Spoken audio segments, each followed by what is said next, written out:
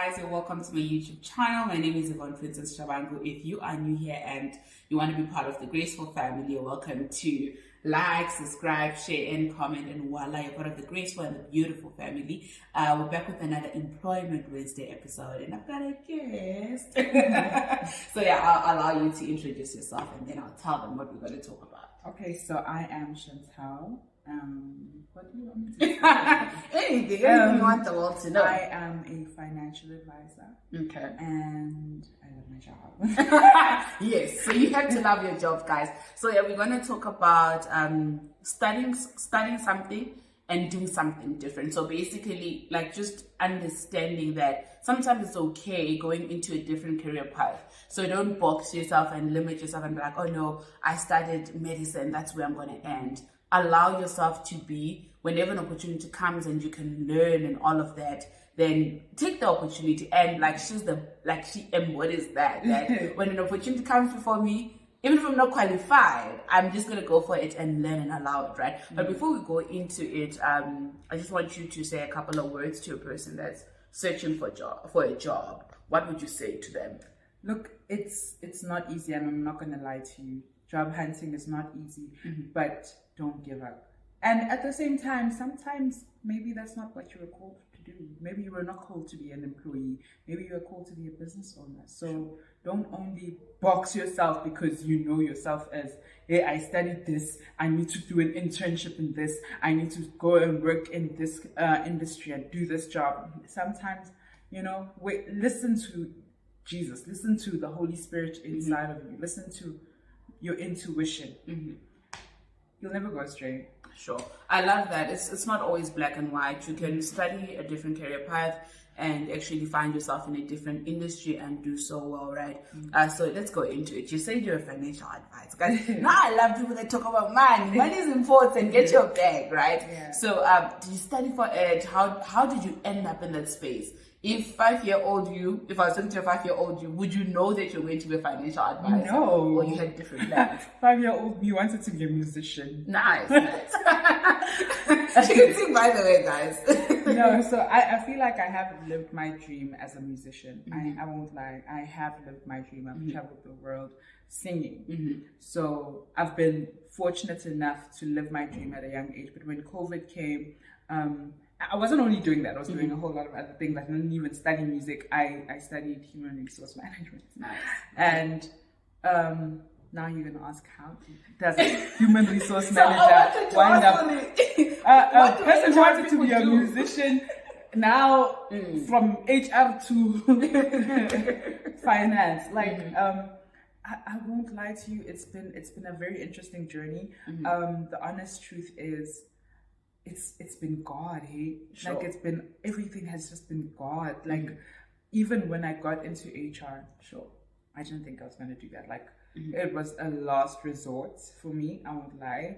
And when I got there, everything was so easy. Like, it was seamless, it flowed. I got, so my parents were paying my school fees, and then at some point they were like, why don't you just try and apply for a bursary? Yeah. And we did, and I got. That's nice. That's amazing. And it's not because I was the highest in the class. Sure. I wasn't, because I didn't like it. So I got a bursary, and they paid for my tuition and textbooks, and I still had money left on the side. So it was really God. Like, there's nothing I can say more than that. Like, it was God's grace that just put me there and made everything align, And even though my story is that way, it doesn't mean like everybody's story is going to be that way, right?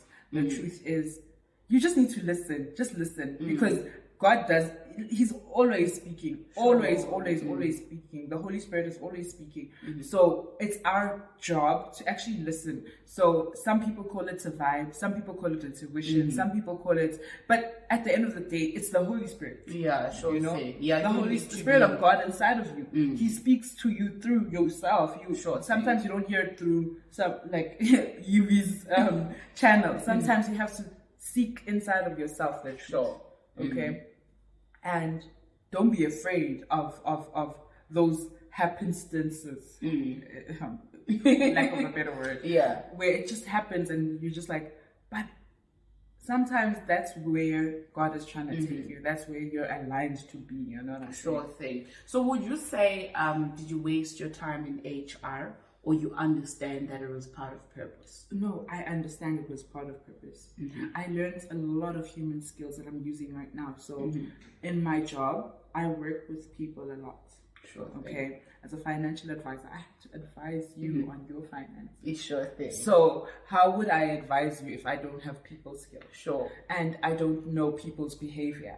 So I understand your buying behavior, your spending behavior. Sure thing. And when we have a conversation, I also get to, like in human resource, you learn not only, because there's so many things that you learn. I did labor law, I did so many modules. I'm trying to think of the ones that were communications. Yes, sure thing. So communications helped in this particular field as well. Sure thing. I think communication is a big part of being human generally in any working space. Because sometimes you find people that tell you, okay, I studied accounting, I studied this, and I feel like it was a waste. I feel like God maybe delayed me and all of that. You never felt like that. No, I won't lie. I did have days where I was like, God, but what is this? Why am I here? I even told all of my friends that I'm not going to be a human resource manager. Sure thing. I knew it. I was just like, I'm not going to do this. And that's the thing, you always know, right? And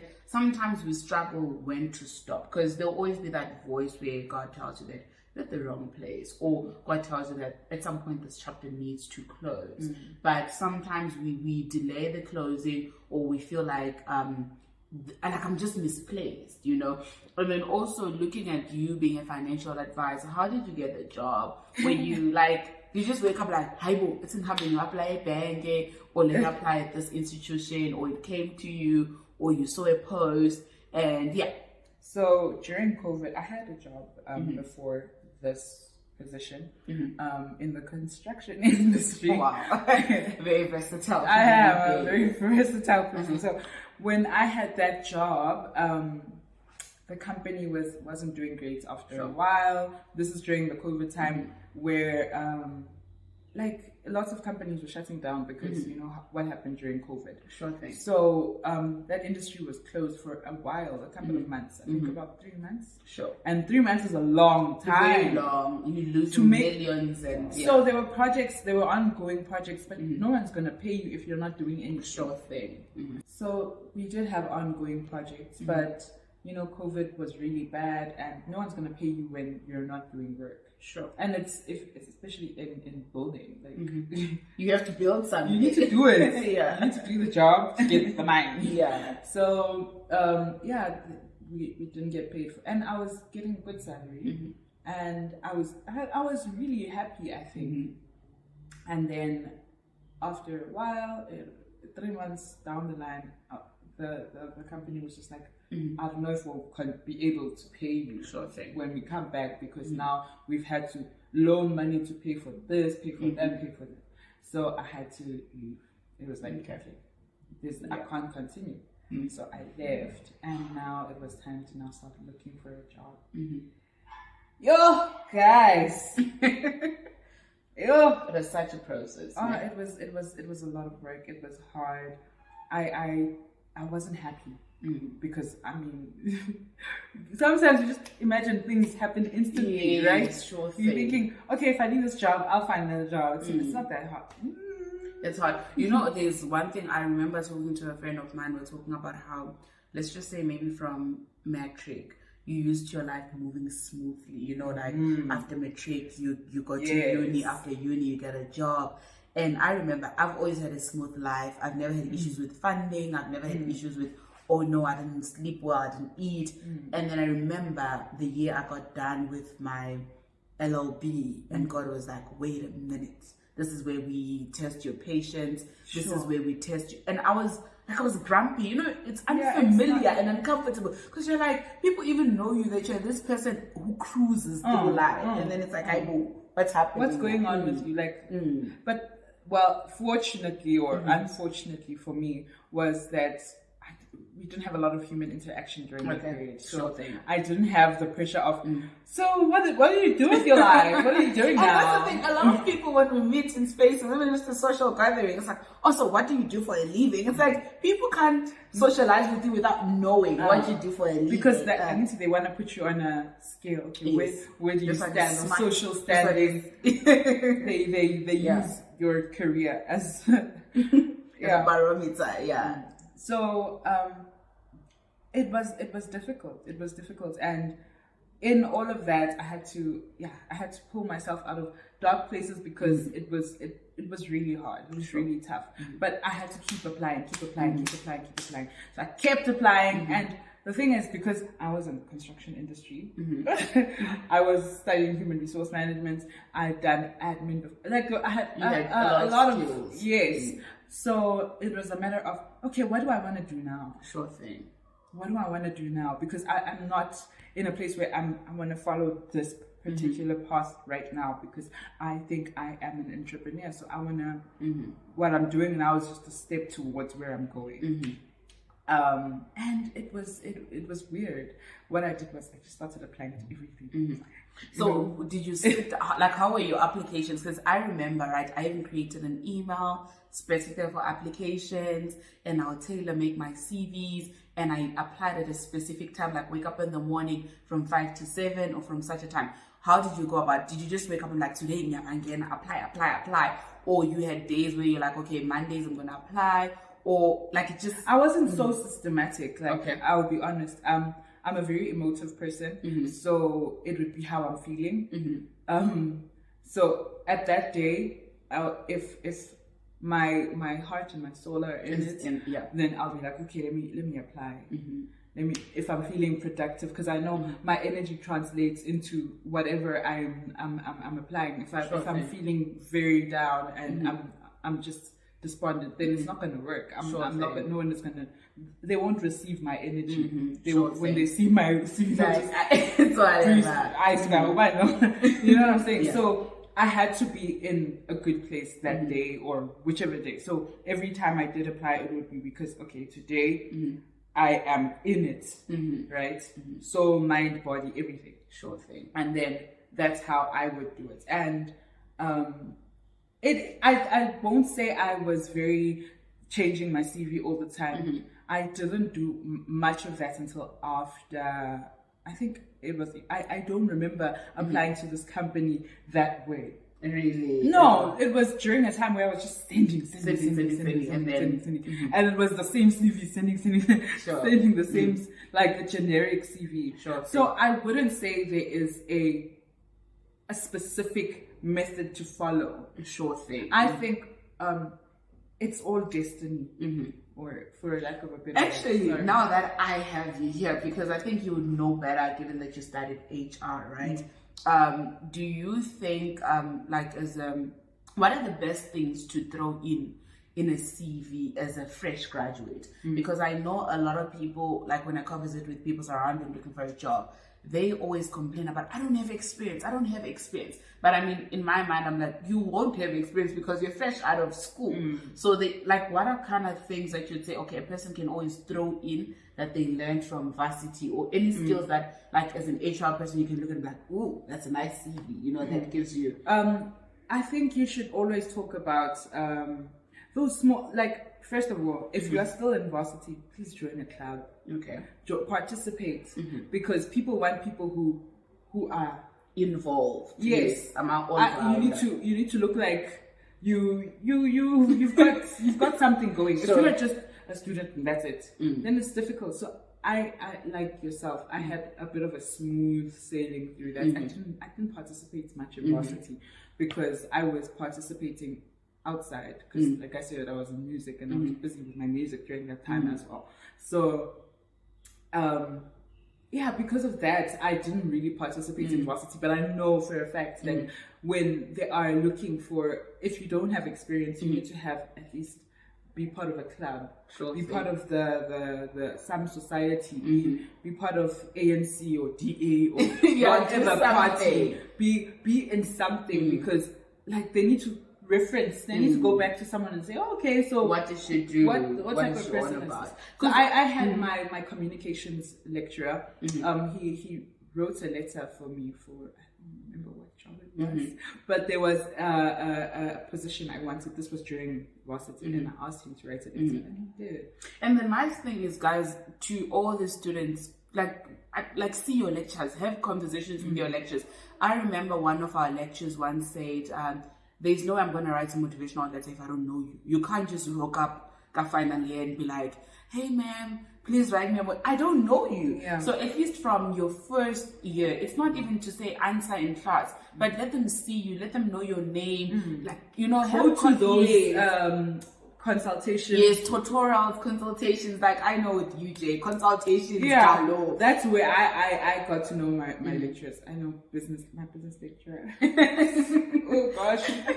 So yeah, guys, go to your consultations and all of that. But yeah, I love what you say, Hori. Don't be a standard box. Like, I'm a student, I'm an A student. But what sets you apart? Yes. Like, what makes you different? And no one can say, oh yeah, no, Yvonne, because she was part of the society and she was the treasurer, and so like, there must be something. There must be something. If you are just an island with nothing going on, no one's gonna want to hire you. You need to have something going on for yourself. If you're just an island, it's gonna be difficult. It's gonna be difficult. And also, here's another thing as students, you create those things for yourself. Like, sometimes societies are not going to come to you. You have to find them. Because, like, for me, everything was smooth sailing, but I realized I could have done better. I could have known better. Had I been involved in class, had I been involved in societies, I know I could have unlocked potentials like that I didn't unlock, or I unlocked at a later stage, right? But also, just going back to your job, like, I think a lot of questions stemmed from you explaining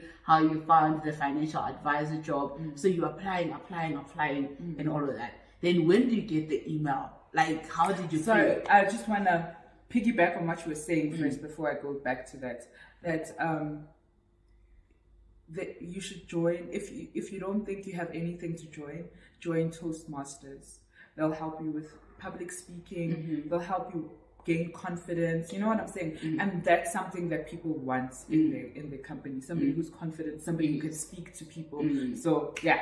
Just by the way, if you have nothing to join, I'm not an advocate for Toastmasters. I am not a part of Toastmasters, but I know that I know the work they've done. I know people who have gone, and also it's networking. So right there, you'll be a part of a society that tomorrow will also create another society. Because if you're part of Toastmasters and Varsity, you're going to be part of Toastmasters outside. Yes, even like in corporate, wherever you decide to work with an entrepreneur and everything. A networking area, you know what I'm saying? You can talk to people and you can find a job there. You don't even find your partners, guys. Like, you find a lot of things. Like, literally, you'll be out there. You'll be seen. You'll be known.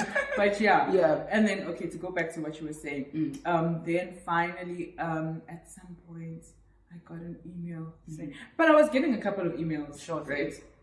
Were you attending all, like, I hate how all your answers have these questions that bubble up in my spirit. Were you attending all your interviews, or you were seated saying, okay, this one is good, this one, I'm not sure, or you were, because I'm an advocate for showing up. Now I attended interviews, guys. I think I'm an interview pro. Like, even if I knew I had an offer already and I'm ready to take that other offer, I would go just to get myself into getting used to interviews. Also, whether or not I pass it, it didn't matter, but it made me more confident in interviews. It made me speak more clearer. It made me get used to the idea. So how did you work? Because like you said, when you apply a lot, you actually, sometimes it's really quiet, but guys, when it rains, it pours. Yo, when like, it was quiet, email.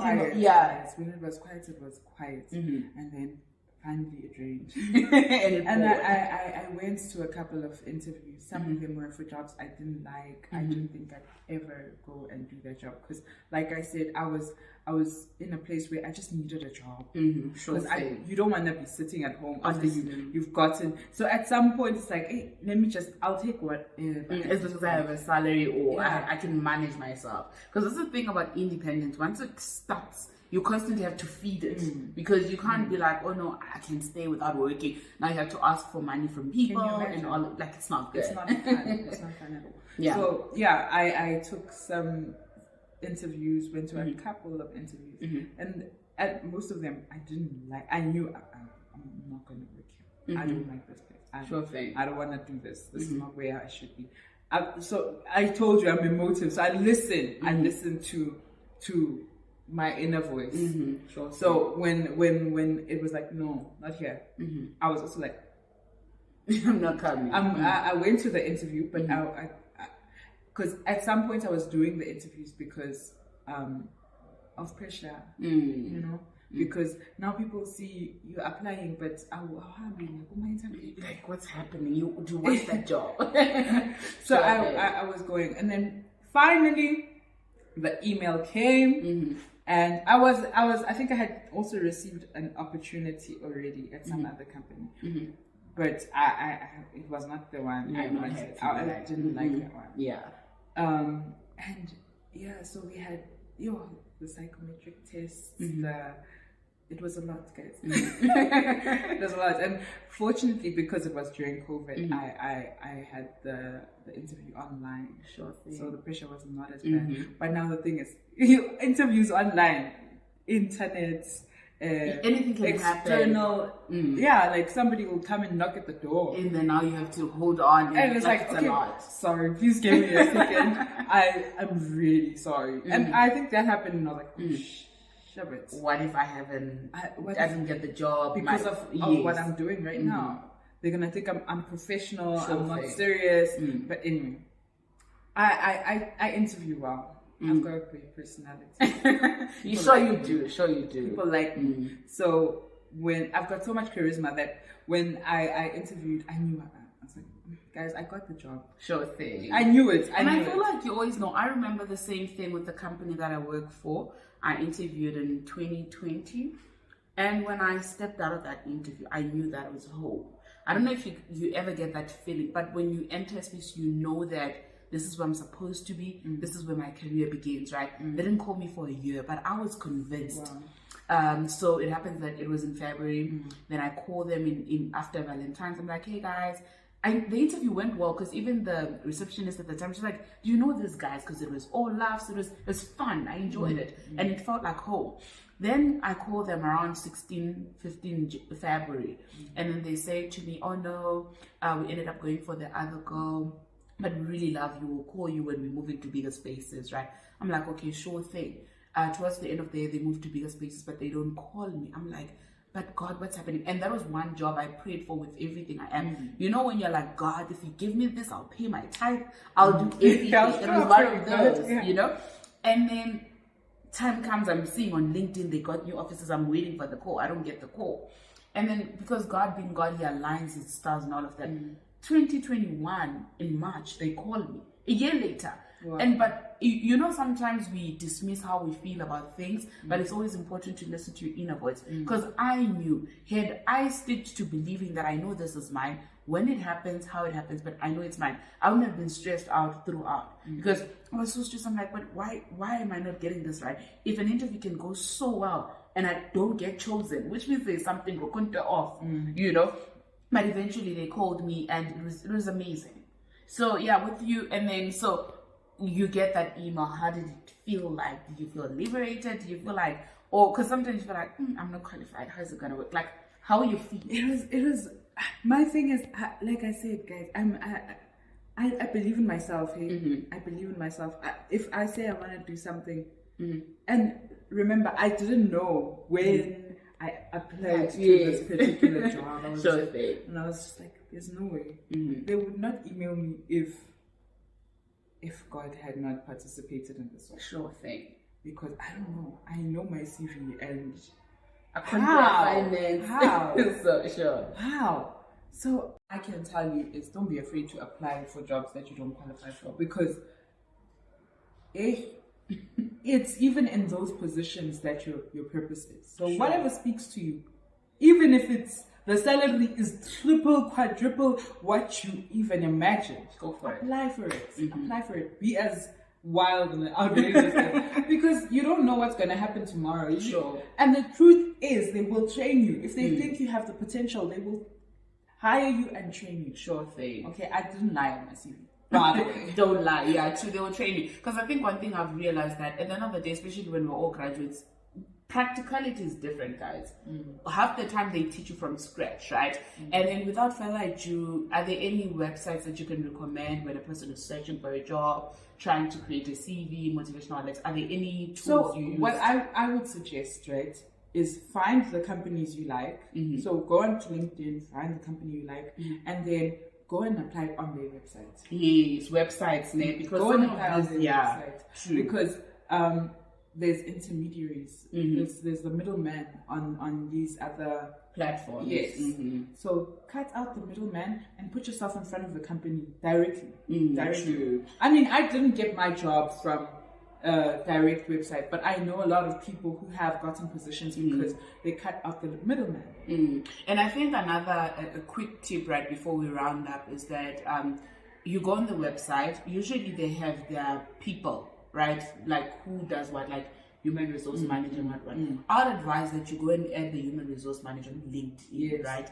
So that even when they see your CV or they see something from you, they're familiar. They're not just seeing a random icon. So if you add this person on LinkedIn, they maybe say, hi, good to connect, or like introduce yourself, or even ask them to mentor you. Then you ease into the process of actually, hey, I need a job. So it makes things very much easier.